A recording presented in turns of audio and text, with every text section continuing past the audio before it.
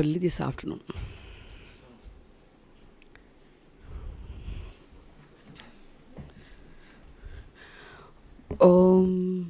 Stuck.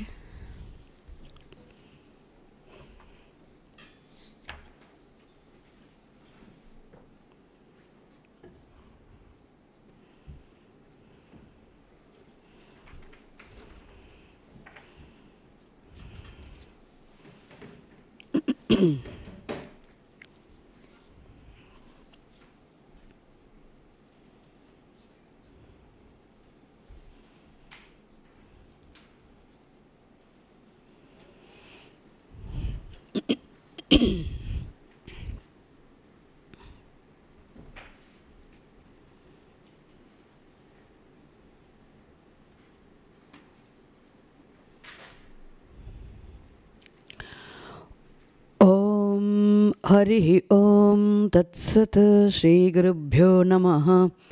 Hari ओम. ओम सदाशिवसमारम्भां व्यासशङ्करमध्यमाम् अस्मदाचार्यपर्यन्तां वन्दे गुरुपरम्पराम्. श्रुतिस्मृतिपुराणानाम् आलयं करुणालयं नमामि भगवत्पादशङ्करं लोकशङ्करं. शङ्करं शङ्कराचार्यं केशवं बादरायणं सूत्रभाष्यकृतौ वन्दे भगवन्तौ पुनः पुनः.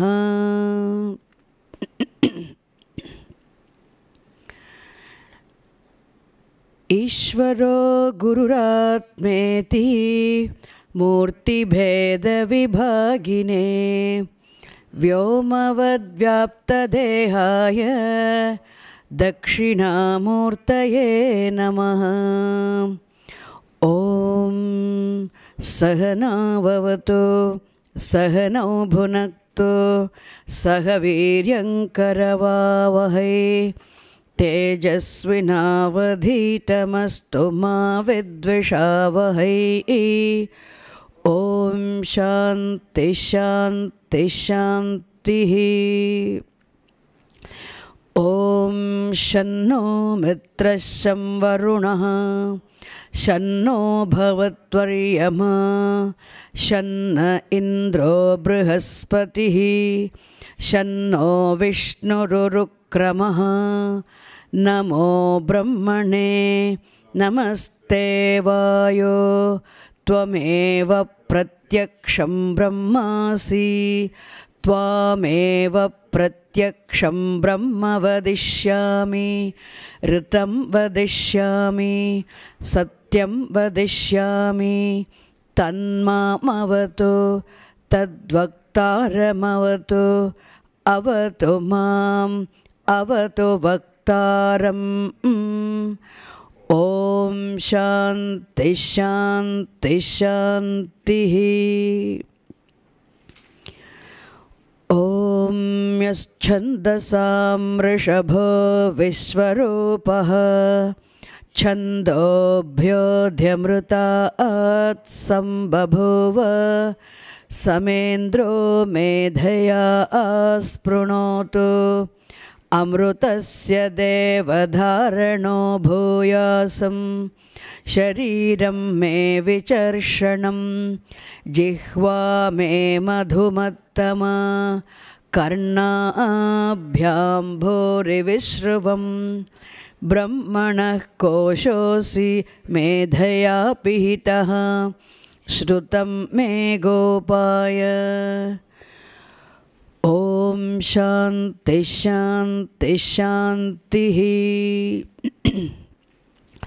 अहं वृक्षस्य रेरिव कीर्तिः पृष्ठं गिरेरिव ऊर्ध्वपवित्रो वाजिनीव स्वमृतमस्मि.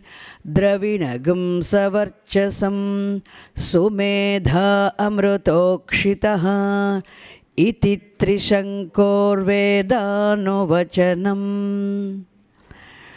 ॐ सहनाववतु सहनौ भुनक्तु सह वीर्यङ्करवावहै तेजस्विनावधीतमस्तु मा विद्विषावहै ॐ शान्ति शान्ति शान्तिः.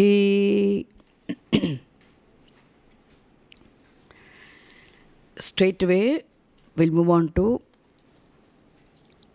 the 9th Anuvakaha.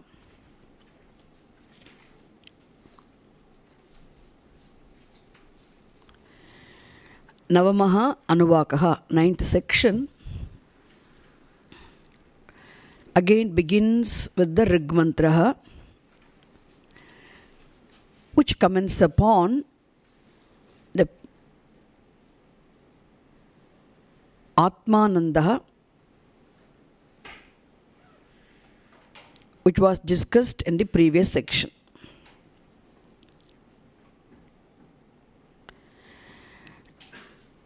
And we saw what is that Atmananda. If we take this word Anandaha separately, which implies fullness, happiness. Anandaha is the nature of Atma, essential nature of the reality implied by the term Atma or Brahma. When I say Anandaha, fullness is the nature of the reality Atma. Atma and Anandaha are not two different things. Just as brilliance and the sun are not two different things, brilliance is the essential nature of the sun, inseparable intrinsic property of the sun. So also happiness or fullness is the inseparable essential nature of the reality. Swarupam of the reality. Atma Swarupam Anandaha. Ananda Swarupaha Atma. And what therefore Atma and Anandaha, we need not even say and Anandaha.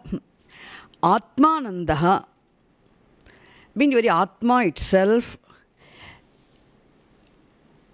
an Atma being not an object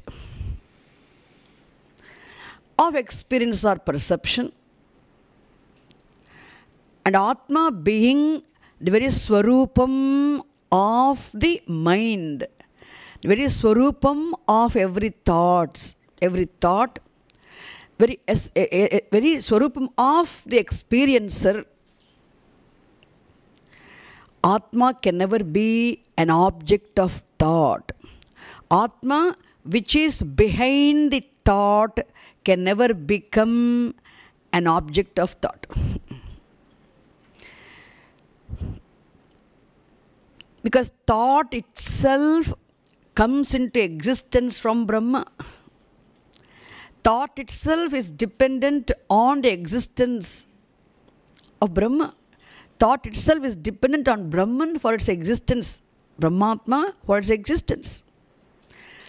Therefore, thought which is dependent on Brahmatma for its existence cannot objectify Brahmatma. That's why Atma cannot be conceived, it's inconceivable. Achintyaha. You would have heard this word Achintyaha many times in Bhagavad Gita and in other texts also. So Chintanam means thinking, and Chintya means anything thinkable, conceivable, objectifiable, knowable through the thought is what? Chintyaha. If I say an apple, you can immediately, even though you do not see the apple here, do not perceive the apple through physical eyes, apple being an object of knowledge, you can immediately, you can conceive. Apple becomes the object of your thought. Like that, any object which is conceivable, which conceivable means which can be an object of thought, it's available for thought perception, is what? Chintyaha. Whereas Atma is Achintyaha. Atma is Achintyaha.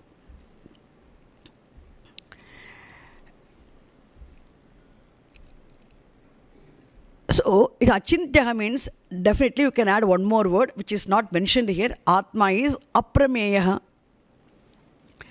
Aprameyaha means what? Again, Prameyaha means perceptible,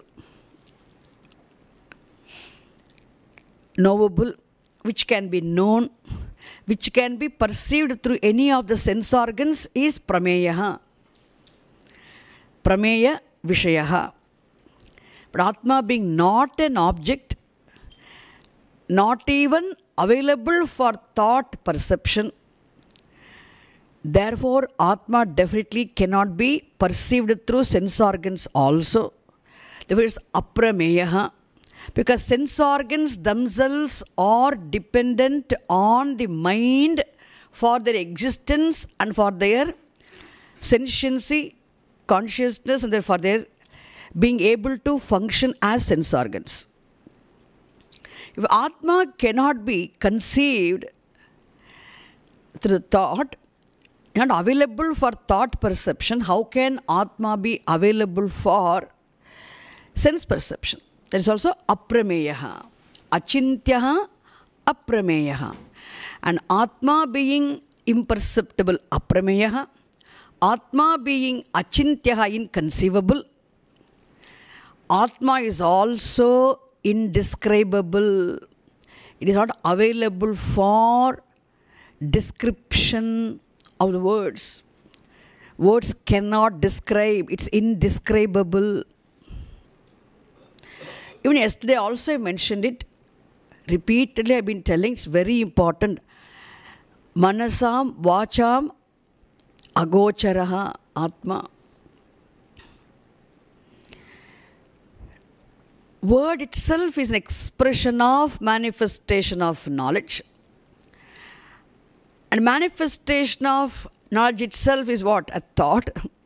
And Atma being the very source of all knowledge, all manifestations, Atma can never become an object of description. Therefore, words also are incapable of describing the Atma. Sense organs are incapable of perceiving the Atma. Thoughts are incapable of conceiving the Atma. And such an Atma is Anandaha. Such an Atma is Anandaha. If Atma is inconceivable, imperceptible, indescribable, if it is unobjectifiable, if it is not an object, then how can we know that Atma? How can we recognize that Atma? Atma cannot be known as an object, but definitely Upanishad showed very clearly Atma is available for recognition as the Swarupam of the knower, as the witness, witnessing the arrival and departure of thoughts, the witness of the presence and absence of thoughts, Sakshi Rupena, Jnatru Swarupa Rupena, Atma is there, Anandaha is there as one's own essential nature, as one's own Swarupam. That's why earlier it was said, and on Atma being the only source of happiness, the fullness, Atma being the only source of any degree of pleasure, the Koshanandaha or Vishayanandaha or Laukikanandaha or any degree of pleasure, any ecstasy, any joy, any degree of pleasure experienced at in any mind, at any level, with any enjoying any amount of punyam,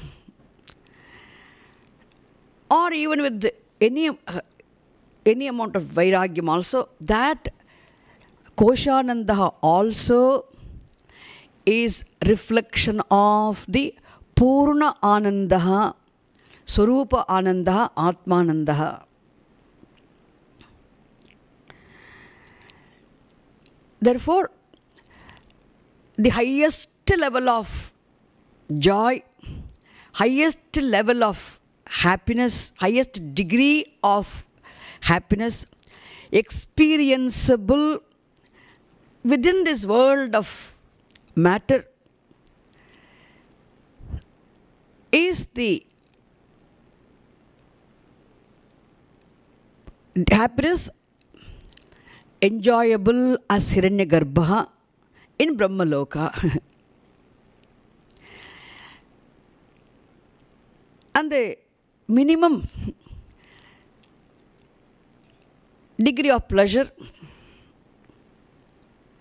the least pleasure, highest degree of pleasure enjoyable in this world of mortals, we understood as one unit of Anandaha, Manushyanandaha. And here there is no difference.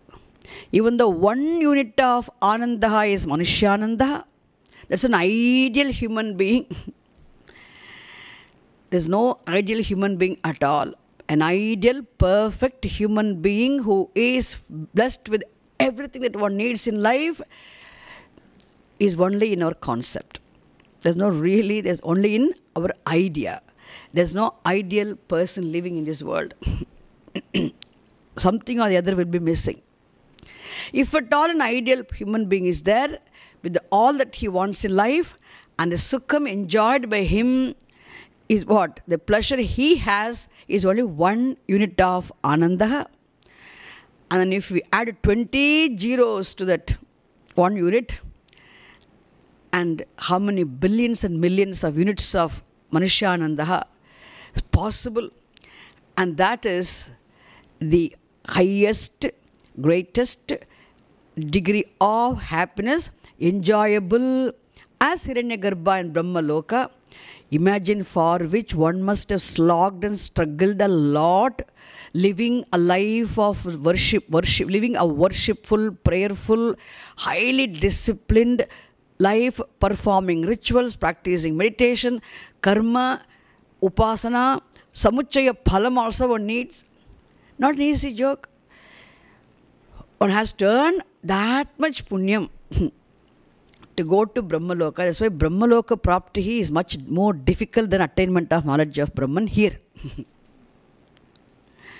Struggle. And even if this is there, and Upanishad shows very beautifully, even though Upadhi Bhedaha is there, the one human mind is a small mind, like one small wave, which is part of the ocean.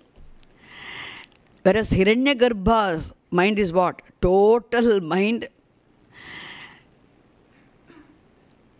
Big Upadhi.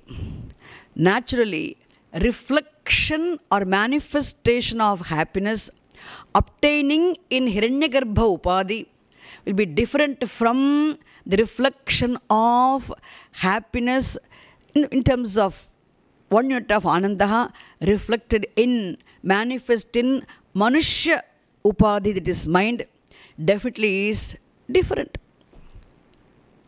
Very different. The difference is obvious. This difference between one unit of Anandaha reflected in a human mind and then greatest degree of happiness manifest in Hiranyagarbha, definitely there is difference. This difference is from the standpoint of the Upadhis, Samashti Samashti Manaha, Vyashti Manaha. Samashti Manaha and Vyashti Manaha. But Upanishad says, this Anandaha obtaining in a human mind, that Mahan Mahattamaha Anandaha, Mahattamaha Anandaha, Mahan Anandaha, great happiness. Mahattaraha Anandaha, greater happiness. Mahattamaha Anandaha, the greatest of happiness, which means highest degree of happiness, enjoyable as Hiranyagarbha and Brahmaloka, are essentially one. So Mahavakyam is made here. It means the essential oneness of the Manushyanandaha and Hiranyagarbhanandaha is revealed by this statement we saw yesterday. How they are one? From the standpoint of Lakshyartha, the standpoint of the source of Manushyanandaha, the source of Hiranyagarbhanandaha is one and the same. The source of ocean is also water. The source of wave is also water. The source being one and the same, without the which there cannot be wave, there cannot be ocean. They are one and the same. Similarly here, the source of Anandaha, the source of happiness being this absolute reality, Atma Brahma. Because Ananda is very nature of Atma, nature of one's own self. And his Atma being the one, Atmanandaha being the only source of any degree of manifestation of happiness, without which one unit of Anandaha is also not possible, without which Brahmanandaha also is not possible. From the standpoint of the source of this manifestation of happiness, there is no difference. This understanding, this non-difference between the Manushyanandaha and Hiranyagarbhanandaha, thereby understand the non-difference between any degree of manifestation of happiness, is what understanding the essential oneness of everything. Understanding the essential oneness of the Manushya and the Hiranyagarbha. Understand the essential oneness of the individual and the total. Understanding the essential oneness of Jiva and Ishvara. Therefore, we understood that Vakyam to be Mahavakyam. And such Atma, which is the only source of happiness, only source of all forms of, all degrees of pleasure, is Atma alone, is what? Is inconceivable, indescribable, imperceptible. So Upanishad said beautifully, Yato vacho nivartante, yato vacho nivartante, apraapya manasa saha, apraapya manasa saha, anandam brahmano vidwan, anandam brahmano vidwan, na bibheti kutascha neti, na bibheti kutascha neti. So how Upanishad presents here, having brought to light Atma being the only source of all pleasures, all degrees of pleasures and happiness, Upanishad concludes here presents the benefit of that knowledge of Atma. What is the benefit? This Vidwan, the wise person who has understood clearly, doubtlessly, the essential oneness of the Manushyanandaha and Brahmanandaha, and who has understood the essential oneness of the Manushyanandaha and Brahmanandaha as how? By understanding Atma being the essential source of Manishanandaha and Brahmanandaha, and having recognized that Atma as one's own self. The wise person is the one for whom one's own Atma is the only source of all happiness and all pleasures. And such a person, Anandam, Brahmanaha Anandam Vidwan. The person who has understood Brahmanandaha is the one who has understood Anandaha being one's own essential nature. If somebody says, I have understood Brahmanandaha, I have understood Brahmanandaha means he objectifies Brahmanandaha. If a person objectifies Brahmanandaha, he does not know. The person who has recognized Brahmanandaha as one's own nature, as one's own self, such a person, kutaschana na vibheti, na bibheti. He is not afraid of anything. There is no fear of losing happiness. There is no fear of losing any pleasure also. Why there is no fear of losing pleasure? There is no fear of losing happiness?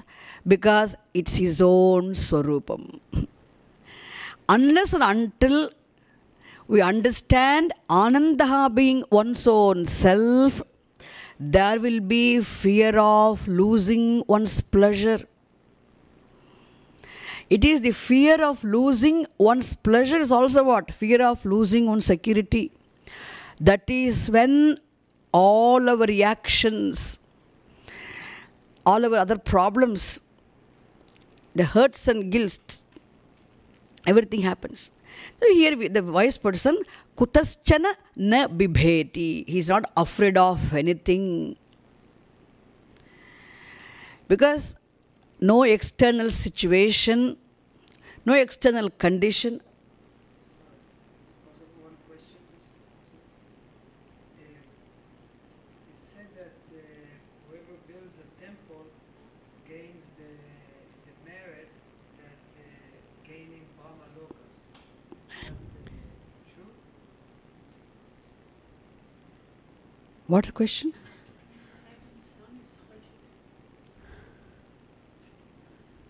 Swamiji, sorry. It is said that whoever builds a temple gains a merit that the result is gaining Brahma Loka. Who said? Who said? I said? No, not you. The question if you know if it is true. We'll answer later on. Okay. We are now discussing Atmanandaha, not Brahmaloka. We have come out of Brahmaloka. We are not interested in Brahmaloka anymore. Okay. I'll give you time for asking questions, okay? The flow will go this. Okay. So here, na bibheti kutaschaneti. Na bibheti kutaschana. He is not afraid of anything. No external situation. Be with me, please. No, don't bring other things to your mind now. Otherwise you lose what's being said. So, no external situation, no external condition, no relationships, no positions, no possessions, or non-possessions, non-relationships, irrespective of what one has, what one does not have, irrespective of where a person is not, irrespective of any external condition, this person is of the nature of happiness. Which means he is always reveling in the vision of fullness.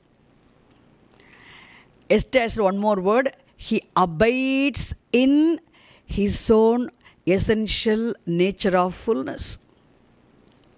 Abiding in one's own essential nature of fullness means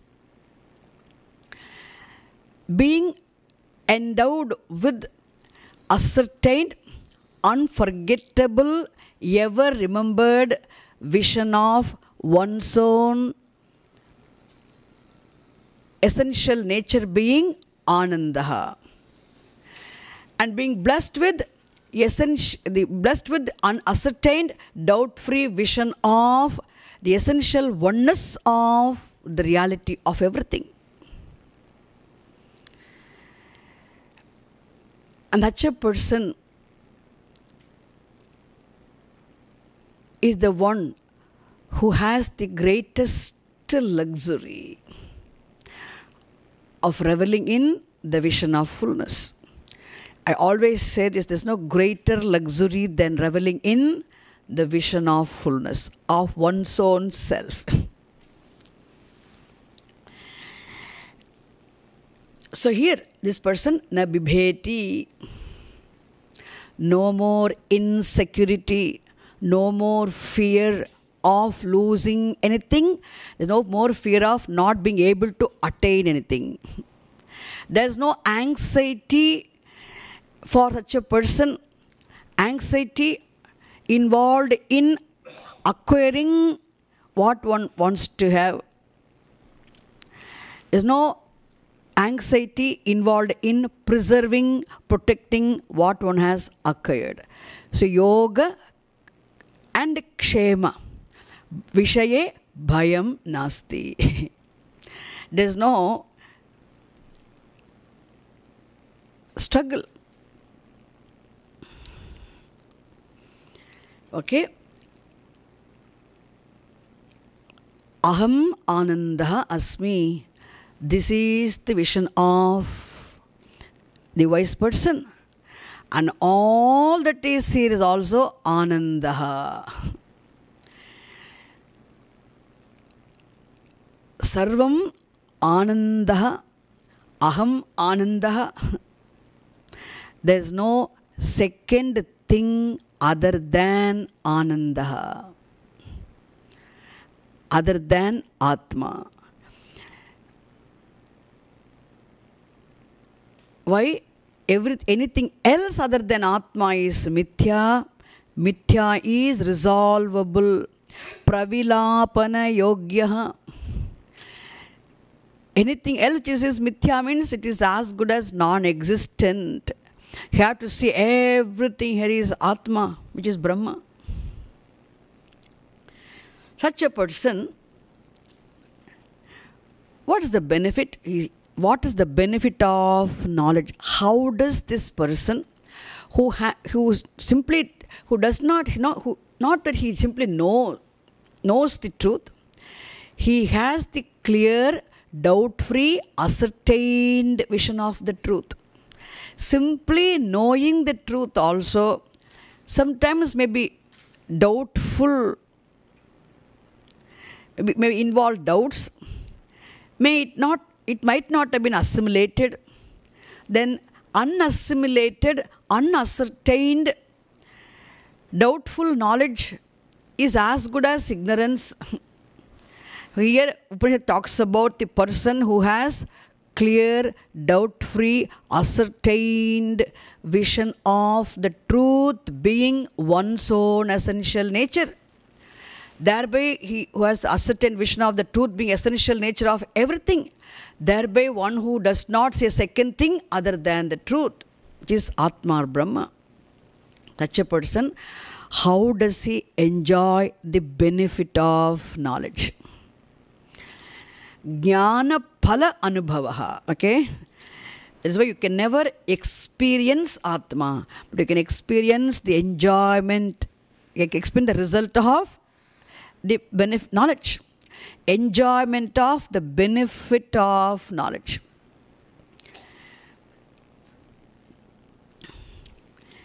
Usually, generally, people live their lives always busy. From childhood, always has so many things to keep one occupied and busy, engaged, entertained. And as one grows, in keeping with the age, objects of enjoyment become different. But still, he is always involved. He gets roped in in the enjoyment of these objects and acquisition of objects and preserving the objects, the life goes. And even when a person gets married, again more responsibilities. So unless a person makes it a point to start his spiritual life and religious practices from the childhood, suddenly at the end of life, it is not possible for a person to become meditative. The whole life one must have lived a life such a way that he will be able to be in the vision at the end of his life also. But here generally people worry the whole life, they struggle, at the end of life also, when they become very old, then they see their past when they are not able to do anything physically. The mind is alert and active, but physical body does not cope with the mind, and lying down or sitting somewhere without being able to move much physically, and this then the people regret. People regret. Regretting over the past, pondering over the past, regretting over the past is always expression of samsara. Regretfulness itself is what? Samsara. And especially that is when they think, my God, whole lifetime I wasted. Or some people think, I have not wasted my whole life. They may be proud of their achievements also. But there'll always be lots of guilt and hurt on the part of a human being. And what do they say when they're old? My God, I must have done these things. I must have done this for my family. I must have done this for my wife. I must have done this for my husband. I done this for my children. I must have done this for society. I must have cared for my friends. I must have done. I should have done. Actually, it was possible for me to do. I could have done also. Unfortunately, I hadn't done. Whenever, then there's a pain. So the pain caused by one's own commissions and omissions. What's a commission and what's an omission? What I should have done, but what I have not done. I could have done, I hadn't done. What one has not done is what? Omission. What one must have done, I must have done, but I hadn't done. I should not have done, but I did it. What I should not have done, I shouldn't have behaved that way. I shouldn't have treated that person like that. I should not have done. I could have been a better human being. I could have behaved well. I could have been much more kind. But I was very harsh. I was very rude. So what I should not have done, but I had done. This is what now? This is omissions. The pain caused by what one had not done. Pain caused by one's own omissions. And then pain caused by one's own commissions also. My God, I should not have done, but I had done. So pain caused by one's own intentionally or unintentionally, knowingly, unknowingly done commissions and omissions of one's own self is what? Called guilt. This is what is guilt. So guilt is nothing but pain, emotional, a condition caused by unknowingly or knowingly, intentionally, unintentionally done one's own commissions and omissions. Is guilt. And what had gone is gone. What has gone is gone. It cannot be changed.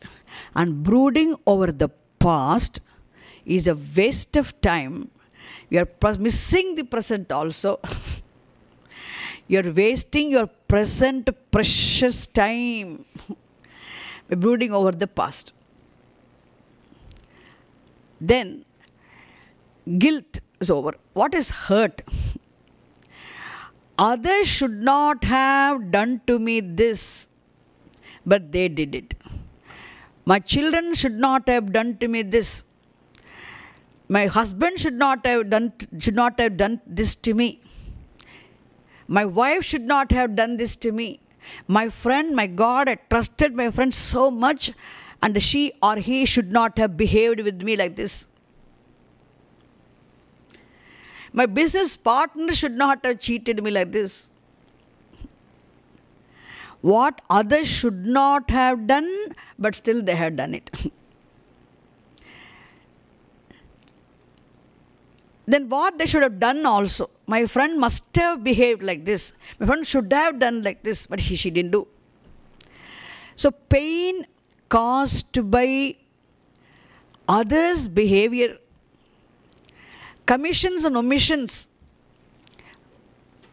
of other people is hurt.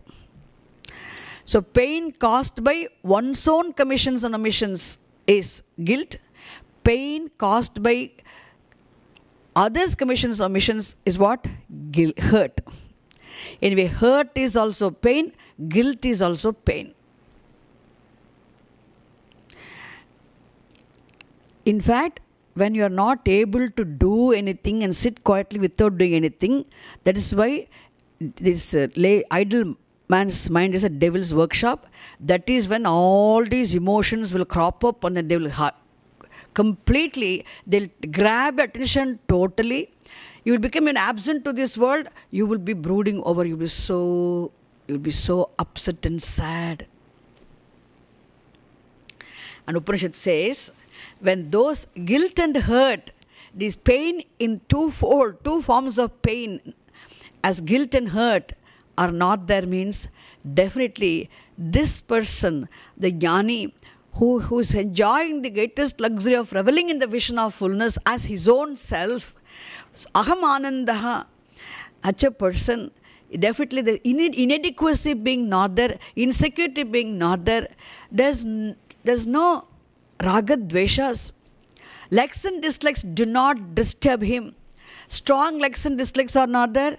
There may be some non-binding desires, which he may involve himself in doing to fulfill for the sake of others' well-being.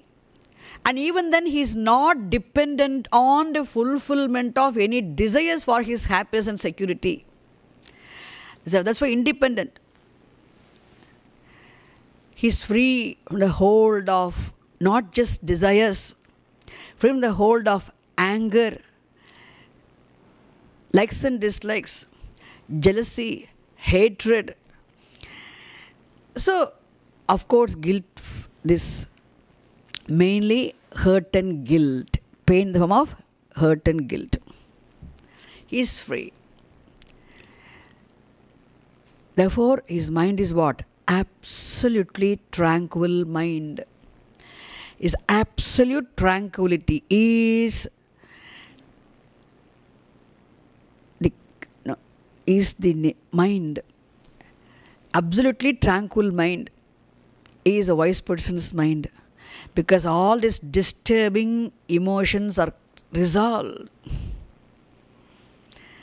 If at all non-binding desires are there and he is very objective towards them, in absolutely tranquil mind, even a certain degree of tranquility is there. There is certain degree of manifestation of fraction of fullness in the form of pleasure. An absolutely tranquil mind, undisturbable mind, undisturbed mind. You can understand there is a manifestation of, not fraction of fullness. There is manifestation of fullness, which is happiness. And that happiness will not lose because it is his own Swarupam. His own Swarupam. The Upanishad says,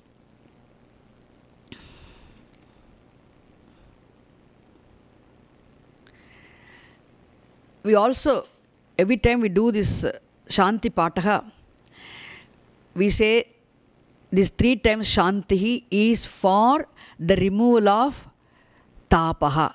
Tapatraya Nivrityartham. Tapatraya Nivrityartham Nivaranartham Trivaram Shanti. 3 times Shanti is said for what? For the removal of pain caused by all forms of obstacles arising from 3 different sources. We know that. Which means I wanted to remember the meaning of the word tapaha. Tapaha means, literally means heat. But tapaha here means what? Pain. Why pain is likened to a heat? Heat scorches. Heat really burns and scorches. Like that, pain also scorches the mind. Pain also scorches and burns the mind. Eats up the mind.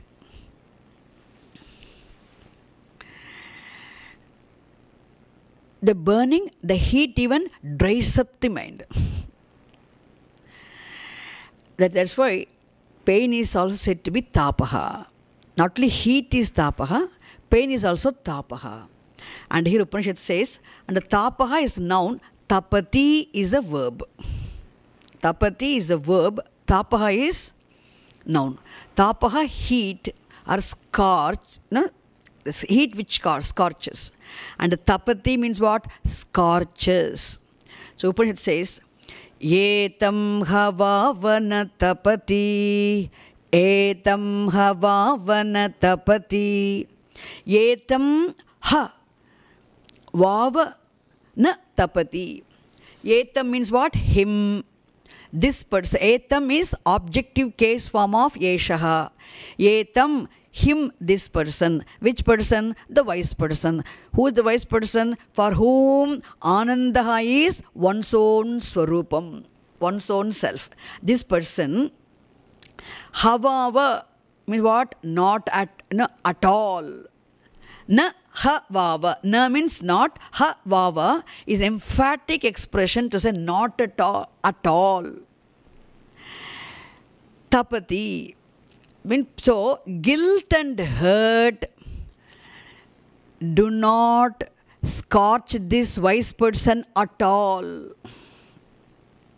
There's no more guilt, no more hurt for this wise person. There's no guilt, there's no hurt. It means he is not afflicted by any form of pain, suffering. There's a dukkha nivrittihi. Understand? Sukha praptau dukkha nivrittihi. Is it clear? What we do, we always want to get rid of pain. We do something or the other to get rid of the pain. But Shastram says, you discover sukham, the dukkham will disappear. Instead of making efforts to get rid of unhappiness, sorrow, by doing something or the other, you better discover happiness and sorrow will resolve in happiness. Is it what, understand what I'm saying? What do we do always? Whenever we go through painful situations, we always try to do something or the other to get rid of unhappiness, sorrow. But Shastram says, whatever you do to solve the problem, temporarily the problem may be solved. That does not mean you have solved the problem for good. In fact, the sorrow will disappear for good, will resolve for good, where once you discover happiness as your own self. Happiness being yourself. So here this person, etam na vava ha vava na tapati, means this person, this all emotional problems, pain does not scorch him. Pain does not scorch this person. He does not become the victim of being scorched by the heat of pain, suffering. And how? Kimahagum sadhuna karavam, kimahagum sadhuna karavam, kimaham papamakaravamiti, kimaham papamakaravamiti, kimahagum sadhuna karavam, sadhuna karavam, kimaham papamakaravamiti, kimaham papamakaravamiti, kim aham sadhu na akaravam. Kim, why? Kim means literally, Kim means what? Here you should take it as why. Kim aham sadhu na akaravam. My God, why I did not do the right things? Why I did not do the right things? I could have done the right things. I did the wrong things. Why I did not? Sadhu na akaravam. Akaravam means I did. Na akaravam, I did not do. Sadhu means good. Aham, I. Kim, even though it means what, you should take it as why. Why I had not done the good things. I could have done the good things. It's a pain of one's own omission. Pain caused by one's own omission. Kimaham papamakaravamiti. Ham papamakaravamiti. So kim aham ahag only for chanting. Okay. Kimahag sadhuna karavam. Kimahag sadhuna karavam. Kim aham sadhu na akaravam. Why I did not do the right thing? I could have done the right thing. This is the pain of one's own omission. The next sentence, about the pain of one's commission. Kimaham papamakaravamiti. Kimaham papamakaravamiti. Kim aham papam akaravam. My God, no? Why I did the wrong action? Why I did the papa karma? I should not have done. This is what? Commission. Isn't it? I did the wrong action. I should not have done this. This is the guilt, the pain caused by one's own commission, the pain caused by one's own omission. First omission, pain caused by omission. The next sentence talks about the pain caused by one's commission.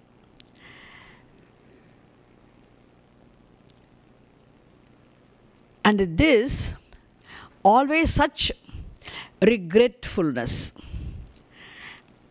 and regretting over the past, brooding over the past, and always what one should, this always worrying about commissions and omissions of oneself and are the others.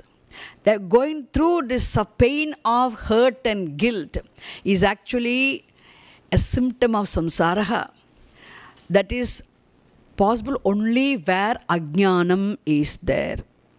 The ignorant mind alone can have this problem. A wise person's mind cannot have this problem.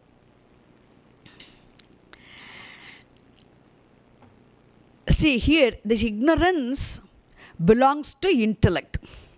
So ajnanam is the problem associated with your intellect, buddhi. But the pain is associated with your emotion, mind. So intellectual problem results in emotional problems, issues. The intellectual problem must be corrected, solved in order to resolve the emotional issues. If the intellectual problem in terms of ignorance is sorted out, then emotional problems in terms of the suffering caused of suffering obtaining in terms of many other thought forms. Pain in terms of hurt and guilt, and also all other related emotional issues will be resolved. So this guilt and hurt, the pain usually of suffered by the people who are ignorant. Kim aham sadhuna akaravam, kim aham papam akaravam iti. This pain of hurt and guilt does not scorch this wise person. Yetam iti pap iti na tapati. Understand this pain? It's not complete. We have to add the pain of guilt and hurt caused by one's own commissions and omissions of one's own self and others does not scorch this wise person. He is free from dukkham. There's no sorrow, there's no grief, there's no despondency, there's no despair, there's no dukkham, there's no grief. Saya evam vidvanete atmanagus pranute. Saya evam vidvanete atmanagus pranute. Saya evam vidvanete atmanagus pranute. Saya evam vidvanete atmanagus pranute. Saya evam vidvanete atmanagus pranute. Evam vidvanete atmanagus pranute.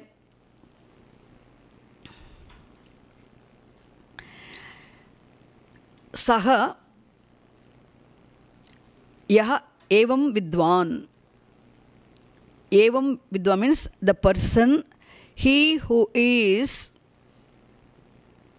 of the vision, who has the clear, doubt-free, ascertained vision of one's own self-being, Anandaha. Or Anandaha being one's own essential nature, such a person, Yete atmanam sprunute.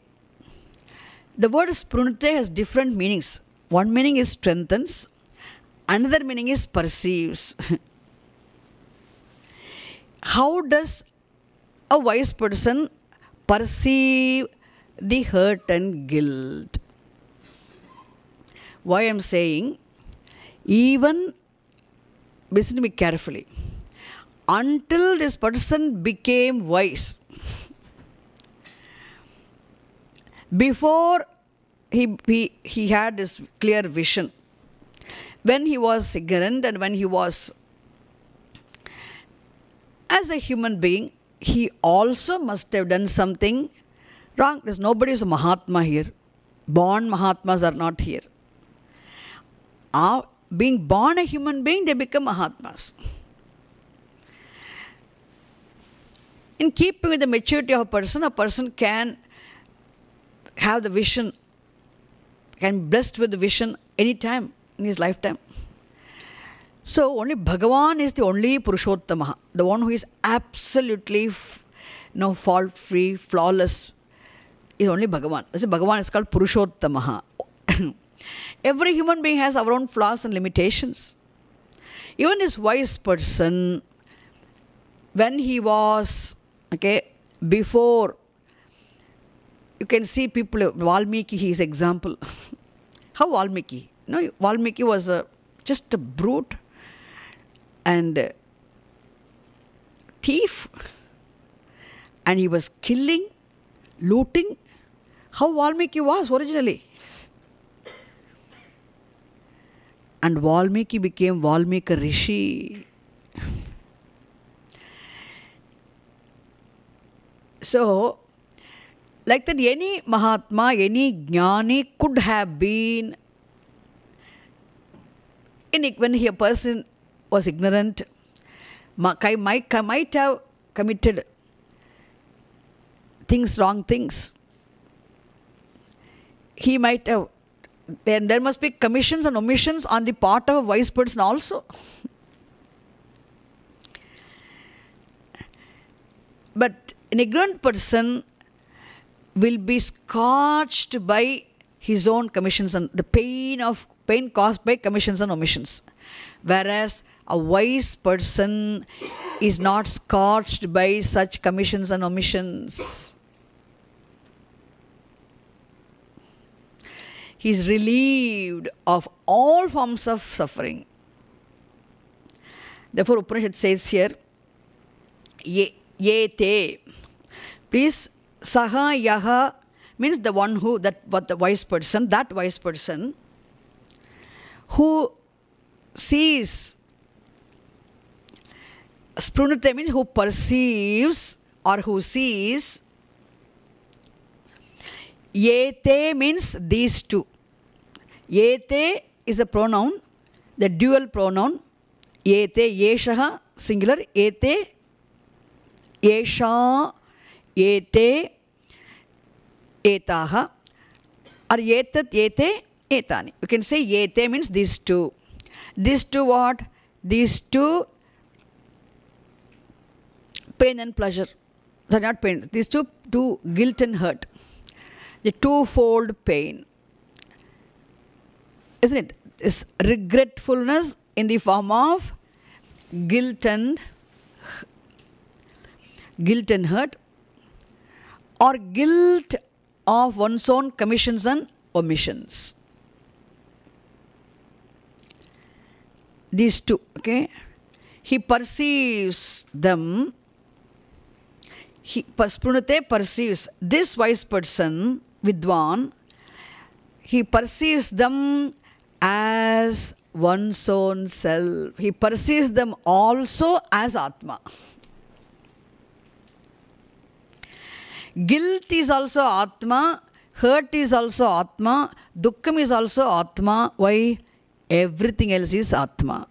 Isn't it? When you say everything is Atma, means other than Atma, everything else is what? Mithya. See, when I say wave is water, if I say, I mean wave is Mithya. Water is Satyam.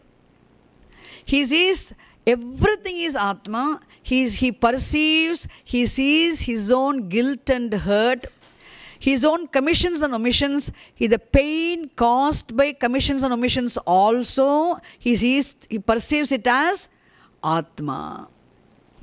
Which means there's no hurt and guilt which exists outside of him.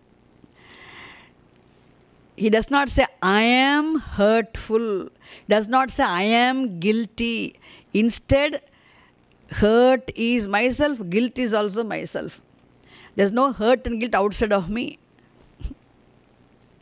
If you see hurt and guilt as one's own self, how can hurt and guilt afflict him? So commissions and omissions are all myself. Is it clear? He perceives these two as one's own Atma, one's own self.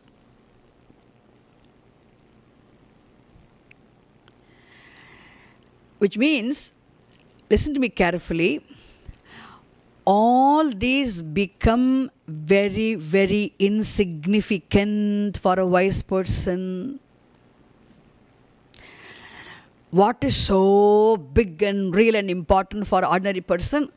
this become very insignificant. When he sees everything in the light of knowledge of one's own self, from the standpoint of the highest order of reality, when he sees, they all become very insignificant. How? Let me give you an example. Imagine in your dream,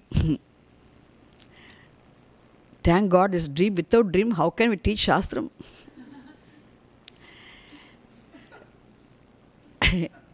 In your dream, you do something wrong. You also do something wrong. You go to your friend's house. Okay, let me put myself. I go to because I don't want you to do anything wrong, even dream also. I went to my friend's house. It's my dream, okay? My dream. I visit my friend's house. And then I saw many beautiful flowers in the garden. And then she wants to keep them to make them look nice. Suppose if it was a cow, it could have gone and plucked everything without asking permission, because cow has no free will. I have free will. I could have asked my friend, is it okay for me to take some flowers? I want them for puja. I want to make a puja. It's all dream, okay? Not real. Because Krishna Namboodirji is going to perform puja, my mind is full of making mala. Can I take some flowers for the puja? I could have asked. But I know if I ask also, she would not give. But I was very keen to pick even though it is for puja, still I should not steal. But what I do, when I was very busy doing something, I quietly went outside. I plucked some flowers. I put them in the pocket. In the bag. And she didn't notice. I walked out.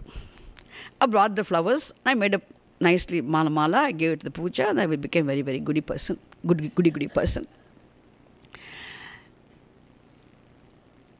And I had a joy of having made the mala also. That time. It's all in dream.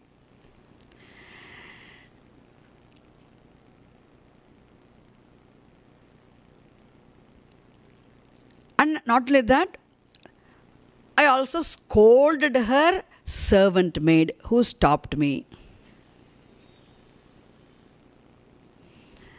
So I really caused pain to that servant maid.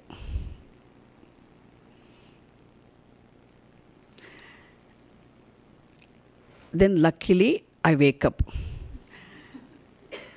After waking up,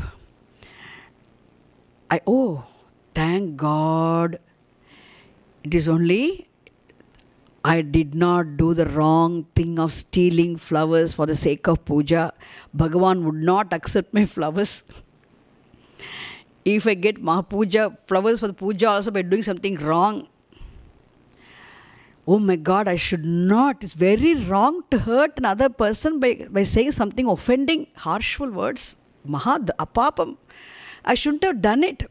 Then I feel even to say it a story, I cannot do it. The next day morning, on waking up from sleep, I see, thank God, I didn't do anything wrong. It's only a dream. But when I was in the dream itself, after the puja was over, I could see I was very guilty. My God, of course, Krishna Namboodirji was very happy. He was very pleased with my mala, but still I was very unhappy because he did not know how I did the mala. But I was very unhappy. Afterwards, I should not have stolen the flowers, but I stole the flowers. Even if it is for puja, not for my own decoration, still I should not have done. And I should not have scolded that woman. Shouldn't have been very harsh in my expressions to that lady. I was very harsh. In dream itself, imagine, I was guilty. Okay, I was guilty also in dream itself. When I was feeling very sad and upset, then I went and I also did some japam in the dream itself to to get over the pain of being afflicted by the guilt.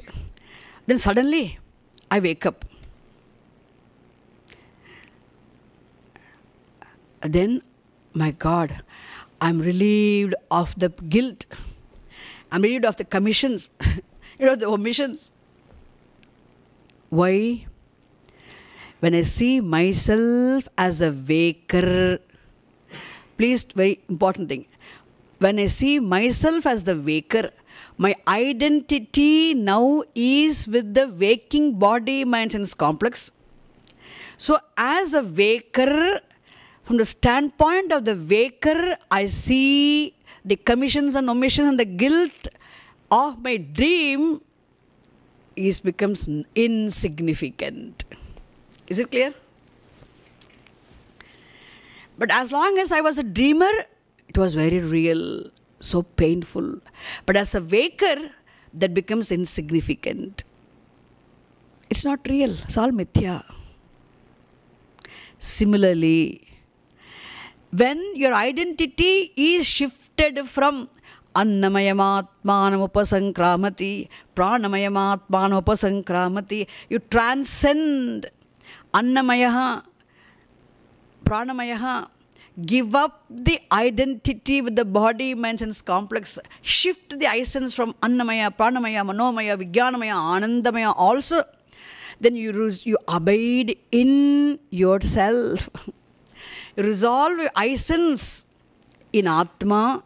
When you see yourself as Atma, your identity now is with what?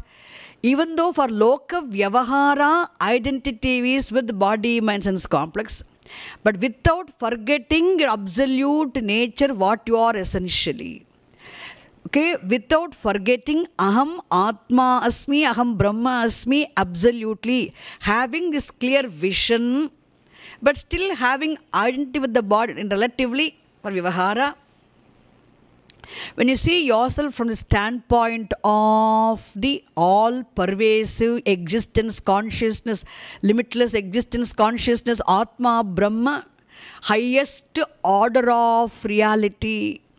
When you see yourself as Atma, from the standpoint of Atma having Aham Atma Asmi, when you see yourself as the waker, dream, guilt, and dream commissions and omissions become insignificant. Similarly, when you see yourself from the standpoint of the highest order of reality, the consciousness, existence, Atma, this waking state experiences, guilt and hurt also become insignificant. Because mithya. When can you say this waking, this Jagrat Prapanchaha, all the experiences here now are also mithya? How can you say? Only when you wake up from the sleep of ignorance and you see yourself as limitless reality, consciousness, existence, Atma. From this standpoint of Atma, you can see this universe also being mithya. When you see yourself as the waker only, your dream becomes mithya. If you see yourself as the dreamer, the dream individual, existing within the dream world, having identity with the dream body, mind, sense complex, then dream world is real. The dream world is real, mithya for you only when you shift your identity from the dreamer experience to waker experiencer. Isn't it clear? Isn't it so? When you see, on waking up from sleep, when you see yourself as the waker, the standpoint of the waker, the whole dream business becomes what? Mithya. Similarly, from the standpoint of the highest order of reality, the Atma, the pure consciousness, existence, which is of the nature of limitlessness, which alone is of the nature of fullness, happiness, ananda. Aham Atma, already having transcended, having shifted the Aham Vritti, having given up the Abhimana, identity with the body, mind, and complex, all these different layers of koshas. And you see, from the standpoint of the Atma, this Jagrat Prapanchaha also, all the experiences here also, even the guilt and hurt caused by commissions and omissions also, all of them will become very, very insignificant. And not only that, how do you see? As a waker, experiencer, I am the experiencer of the, I am the experiencer of the dream. I am the experience of the dream. I am the experienced dream. The whole dream experiencer is myself. I, the waker, am the experiencer. I, the waker, am the experience. I, the waker, am the experienced dream world. There is no dreamer, dreamt, and the dream. Nothing is outside of the waker. Similarly, from the standpoint of Atma, you can see the experiencer obtaining in this waking state is also Atma. The experience of this world also is Atma. Experienced world is also Atma. There is nothing which is outside of Atma. So I absolutely, relatively, I am a waker. Relatively, I am a dreamer. But absolutely, I, the self, am limitless existence, consciousness, which is of the nature of fullness. I am of the nature of fullness. Standpoint of Atma, this prapanchaha also will be mithya. Is it clear? Therefore, wise person enjoys. How is his mind? Absolutely tranquil mind. Therefore, there is manifestation of not fraction of fullness, there is manifestation of fullness. Therefore, happiness is his own swarupam.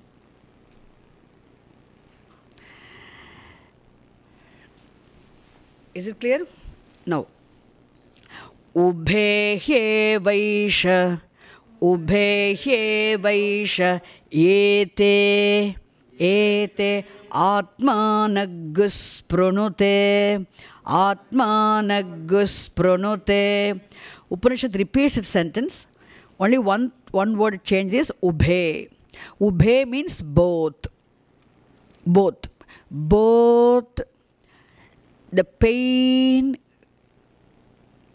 the cost, the commissions and omissions.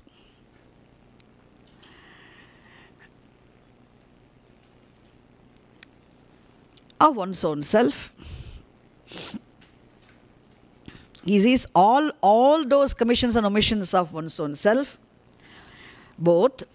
He indeed, eva, yeshaha, yete. Ubhe yete means these both. These two. Okay? These two. Yete, these, ubhe, both. These both. This yeshaha, this wise person, Atmanameva sprunute. He perceives them as one's own self only. See, there's a big difference. I am the pain. Okay?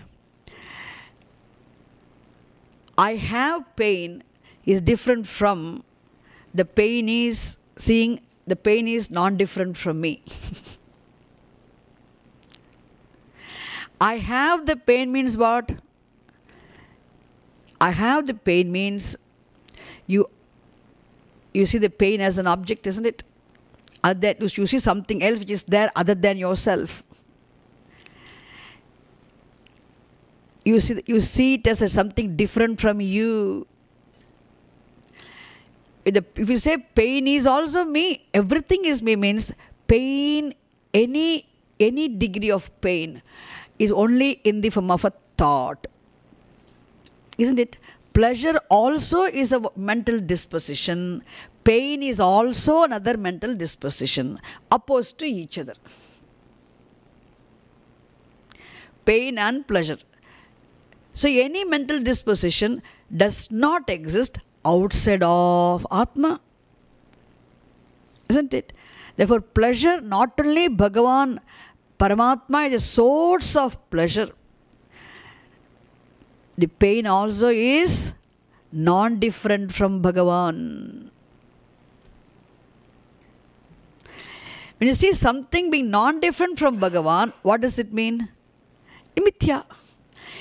Anything and everything which you see, something is non-different from you, it is mithya. Mithya means what? It is as good as non-existent. It is insignificant.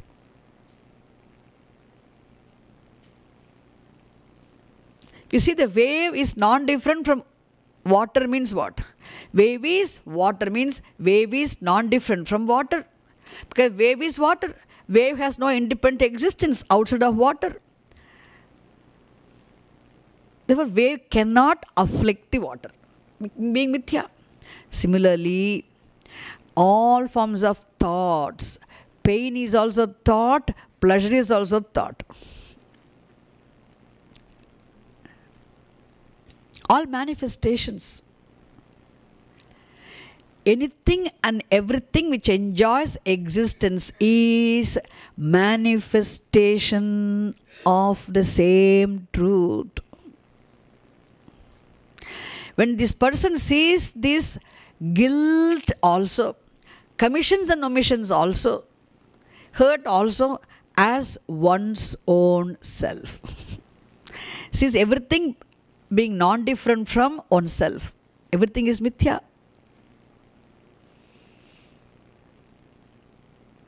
Is it clear?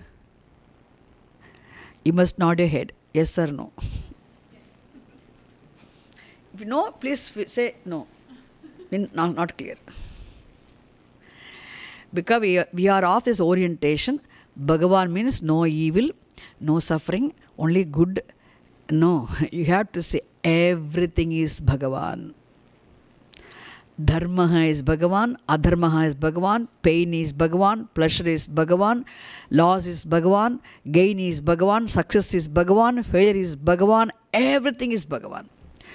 So punya karma is Bhagavan, papa karma is Bhagavan, punyam is also Bhagavan, papa is also Bhagavan, suffering is Bhagavan, pleasure is Bhagavan, enjoyment is Bhagavan, everything is Bhagavan. And who is that Bhagavan? You are that Bhagavan. You are that Bhagavan, you alone, I'm not saying. Everything here is Bhagavan, and yourself being part of everything here, you are also Bhagavan. All that is here is only Brahmatma, Ananda Atma. Is it clear? Now what is absolutely real? Fullness, happiness alone is absolutely real. Pain and pleasure both are mithya. Pain and pleasure which come and go are mithya. But a source of pain and pleasure, which is happiness, anandaha, alone is satyam. That's why you don't sing dukkoham, no? We only sing anandoham. We don't sing aham dukkam. You don't say that. Why? You are the source. Dukkham is you, sukham is you. Pain is you, pleasure is you. But you are neither pain nor pleasure. You are of the nature of anandaha, fullness. You have to think, huh? Okay. Ubhe vaisha ete atmanagus pranute. Ubhe vaisha ete atmanagus pranute. Ya evam veda ityupanishat. Ityupanishat. Yaha evam veda. The person who knows in this manner, One who sees the Atmananda as not as an object, but as one's own self, as one's own essential nature, as a swarupam of the knower, experiencer. Atma is the meaning of the word I. Atma is the substance of the substantive I. And everything else is what? Everything is Atma. Nothing is different from Atma. Therefore, everything is Atma means everything is Mithya. Atma is not anything, but everything is Atma. Atma is Satyam, and all that is here is Mithya is Satyam. How ocean is water. Like whole cosmos is Atma, which is Mithya.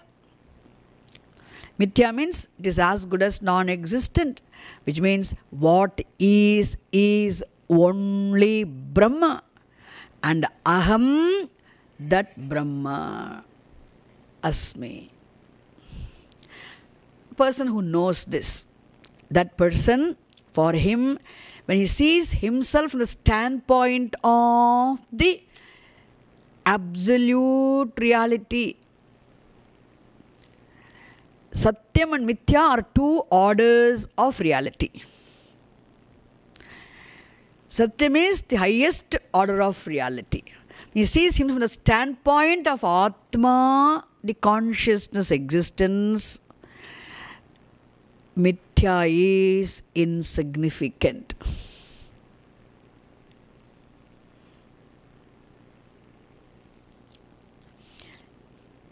Iti Upanishad. Iti Upanishad. This is knowledge of the truth, which is knowledge of yourself. This text Upanishad also ends here. Now, I want to do the summary also, but let me start the summary so maybe I can continue again in the evening. Then we'll start the Bhruguvallihi soon. Let me try to finish the text as soon as possible. Then, as I promised, we'll try to do the Bhashyam also. Okay, then I'll be happy.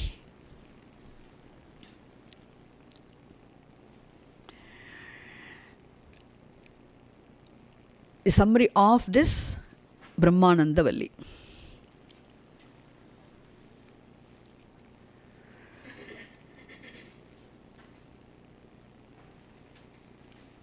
So this Brahmananda Valli, which forms the second chapter of this Taittiriya Upanishad, even though it forms the 8th chapter of the Taittiriya Aranyakam, alone presents the actual subject matter of the Upanishad. And the Siksha, the contents of Sikshavalli mainly discuss the preparatory disciplines required for preparing one's mind for this teaching given in the second chapter. This chapter. And you all know why this chapter is called Brahmavalli, Anandavalli or Brahmanandavalli. Now you know very well. The word, because it first of all, the Upanishad begins with the word Brahma, and it also unfolds the nature of Brahma. It also presents the unique calculus of Ananda. Therefore, this Upanishad, this chapter is known as Brahmanandavalli, Brahmavalli, Anandavalli. And this whole chapter can be divided into 3 main parts. The first part is just one statement. The first part is called Sutra Bhagaha, which is nothing but Sutra Bhuta Vakyam. That one sentence, Brahmavid apnoti param. Brahmavida apnoti param. This one sentence alone forms a separate part, which is a Sutra Bhuta Vakyam, an aphoristic briefest statement, which is highly pregnant with, loaded with vision. And the next part, we can say, is Vritti Bhagaha, or we can say the Vritti Vakyam means there is a following, there is a brief explanation of this Sutra Vakyam. The brief explanation of the Sutra Vakyam is said to be Vritti Vakyam, which forms the next part. And the Vritti Vakyam itself presents the Swarupa Lakshanam of Brahman, absolute reality.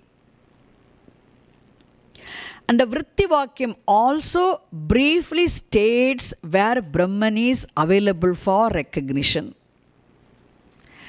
And the Vritti Vakyam also briefly states what is moksha. Briefly states. Where does it begin? And that Vritti Vakyam is not a Krishna Yajurveda Upanishad Vakyam, Taittiriya Upanishad Vakyam. Taittiriya Upanishad quotes that from Rigveda. It's a Rigveda mantra. The Rigveda mantra quoted by Taittiriya Upanishad alone presents the brief explanation of this Sutra Vakyam. How do we know that Vritti Vakyam, that Sutra Bhuta Vakyam, is followed by another statement, Tadesha Bhyukta. That statement tells that brief explanation which is following is from Rigmantra, Rigveda. Satyam Jnanamanantam Brahma Yo Veda Nihitam Guhayam Parame Vyoman So Oshnute Sarvan Kamaan Saha Brahmana Vipaschiteti. Brahmana Vipaschita. Until then, Satyam onwards, Brahmana Vipaschita, until Vipaschita is the Rigmantra, which is said to be Vritti Vakyam, or Vritti Bhagaha, which is a brief explanation of the Sutra Bhuta Vakyam. Is it clear? And this brief explanation gives brief answers for 3 possible questions which can arise in anyone's mind after knowing the meaning of the Sutra Bhuta Vakyam. So, knower of Brahman attains the absolute infinite end. Means, the 3 questions are what? What is that Brahman? Knowing which one attains the absolute infinite end. Second question, how can that Brahman be known? Where is that Brahman available for recognition is the second question. How can we recognize that Brahman? Where is that Brahman available for recognition is the second question. The third question is what? Third question is what it means by saying the attainment of Param. attainment of absolute end, attainment of infinite means what? That's the third question. Is it clear? These three questions are briefly answered by Vrittivakyam. What the brief answer? What is Brahma? The question. What is the briefest answer? Satyam Jnanam Anantam Brahma is a brief answer. Where is that Brahman available for recognition? Guhayam Nihitam.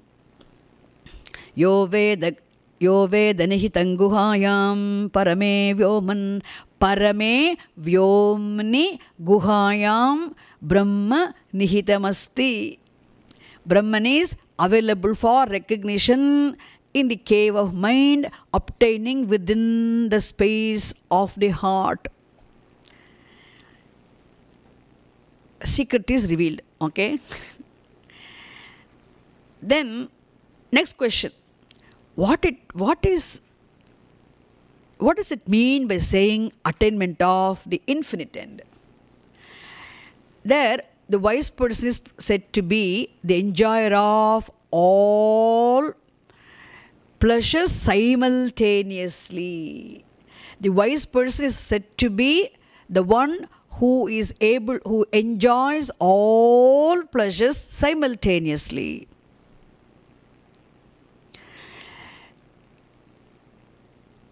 Sarvan kaman samashnute. Yaha guhayam nihitam parame vyomni guhayam nihitam brahma veda janati saha sarvan kaman samashnute. Means what? He enjoys all pleasures simultaneously. The wise person. Oh, enjoyment of all pleasures simultaneously implies having the absolute satisfaction of having fulfilled all one's desires, having enjoyed all the objects of desires, having enjoyed all pleasures simultaneously, which implies absolute happiness and peace of mind. Is it clear? So, three brief answers were given by the Vrittivakyam. Thereafterwards, what has been briefly explained is going to be elaborately explained in the following. The rest of the chapter is called Vyakhyana Bhagaha or Vistaraha.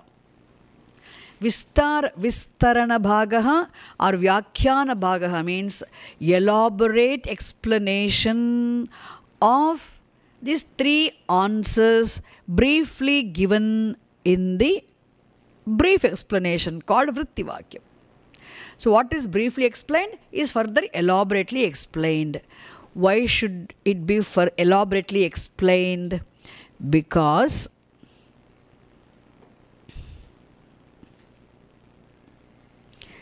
why do we use magnifying glass?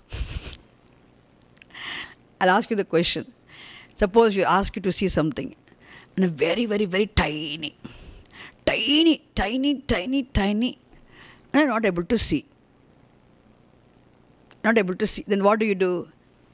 Magnifying glass. Now see. When something is magnified, you clearly see what is there. Magnifying is always for clear vision, clearly understanding. Similarly, elaborate explanation is also for clearly understanding what has been briefly given in a nutshell.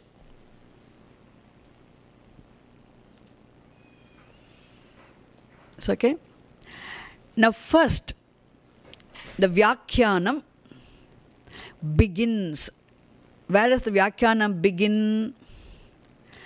Tasmadva etasmad atmana akashas sambhutaha. There onwards. The rest of the chapter has only Vyakhyanam, elaborate explanation. And Tasmadva onwards, until Annat Purushaha, until that mantra. Upanishad first presents Srishti Prakriya, cosmology, which means the enquiry into the nature of the creation, or you can say analysis of the universe. And it is analysis of the universe is actually a teaching methodology. And the universe is analyzed not for establishing the universe, really not for proving where the universe has come into existence at all.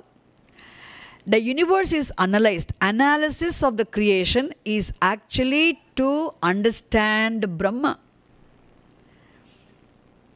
Therefore, the Srishti Prakriya, which is used as a methodology, analysis of the universe used as a methodology to arrive at reality, is also another definition of Brahma. How Satyam Jnanam Anantam Brahma is the Swarupa Lakshanam of Brahma, direct definition of Brahma.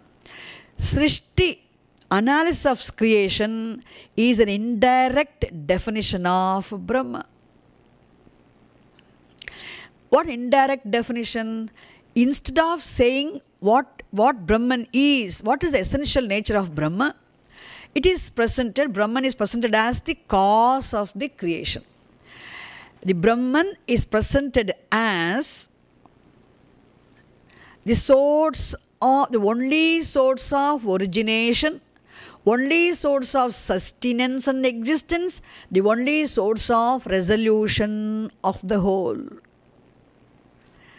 When Brahman is presented as the cause of the universe, and the universe is presented as the effect of Brahman, and this way of arriving at the Brahman is called what? Srishti Prakriya. This is Tatastha Lakshanam of Brahman. Tatastha Lakshanam. So the unique Lakshanams, two Lakshanams, Swarupa Lakshanam and Tatastha Lakshanam, two definitions of Brahman reality is actually very unique and presented beautifully in Taittiriya Upanishad. We'll come back and continue with the summary, and we'll also continue with our Bhrigu. Is it clear? I always come thinking of doing more. I end up doing very little. But until now it's clear, isn't it? People who missed all these classes also, if you're around, summary may help you to get a bird's eye view of the whole teaching. It may not be very helpful, but still.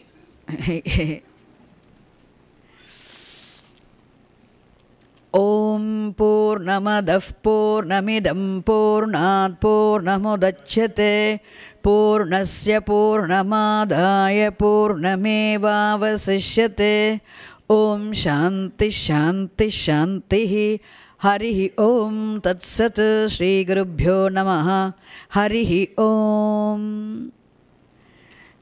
As I've been telling every class, I'll give you time for asking questions. But somehow you don't show any facial expression. I continue teaching. So maybe once we start Bhrigavali, be more relaxed. We can do. Okay? And then Swamiji, for your question, see that when you say any good karma you do, it produces punyam. Any good karma done produces punyam. For example, you ask building a temple, isn't it? Building a temple, of course, one must have punyam to be able to construct a temple also. Because it's a punya karma. Why it's a punya karma? The temple reminds you of Bhagavan. Bhagavan reminds you of the truth. Truth means you have your own self. Your own self. Thinking of the temple reminds you of temple is for Bhagavan, Bhagavan is for the truth, truth is for yourself. Ultimately, it will bring you back to yourself. And anything which helps a person discover one's own self, ultimately, and anything which helps a person to prepare one's mind, cleanse the mind, qualified, prepare to make the mind qualified for having the vision of this absolute truth is a punya karma. Definitely, anything wrong action will not help you prepare your mind for jnanam. Any papa karma, any action which is against the universal values, which makes you forget Bhagavan, makes you forget dharma, definitely is a papa karma. It will not contribute for preparing your mind, because the more and more papa karma you do, the more you will be a split personality. The personality split means you will be very disturbed. Thinking is different, speech is different, action is different. Thought is different, word is different, deed is different. If they are not in alignment, there's a split in the personality. But where there's a split, then there will be disturbance.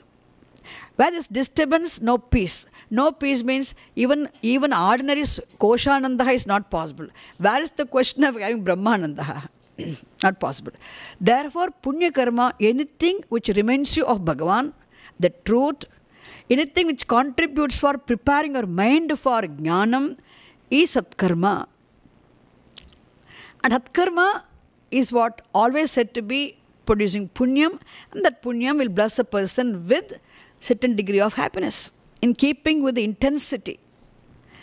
The motive, no, definitely it will contribute for punyam. Punyam will bless you with the great degrees of pleasure also. So they say, if a person builds a temple, he acquires a lot of punyam and he'll go to Brahmaloka. That's also encourage. Definitely to go to Brahmaloka, simply constructing a temple is not enough. Say every day, whether it construct a temple or not, we should sit and pray to Bhagavan every day, worship Bhagavan every day. Must remember Bhagavan every day in all actions. Of course, definitely, even to construct without bhakti also, not possible to build a temple. Sometimes some people do, or very rich people have a lot of money. Sometimes to manage their black money into convert white money, and they will do some things. Okay, Annakurmani, they may sometimes. I'm not saying always. They may be. Then you can't say it's a great punya karma. But still, at least some papa will get neutralized. Why? Some black becomes white. It's contributed for society's wellness. Therefore, some papam will be neutralized. New punyam may not be able to. They may not be able to acquire new punyam. So simply constructing, not, but suppose constructing a temple, more than that, how much my mind is in Bhagavan. Where I place my mind mostly. That is the important thing. When you're not able to place the mind in right thing, then somebody must be there always guided. That's why guided meditation. That's why all these disciplines followed here are very important to make them, like how the child needs, the baby walker is given for the child to learn to walk. So the child cannot walk supportless with a support.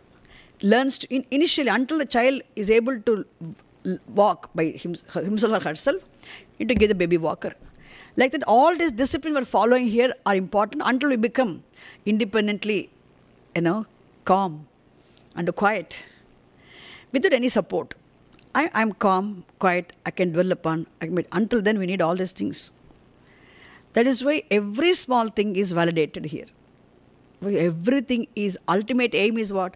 Simply singing Namavali will not give you anything, not give you any big Bhagavad Darshanam. But still, very important discipline.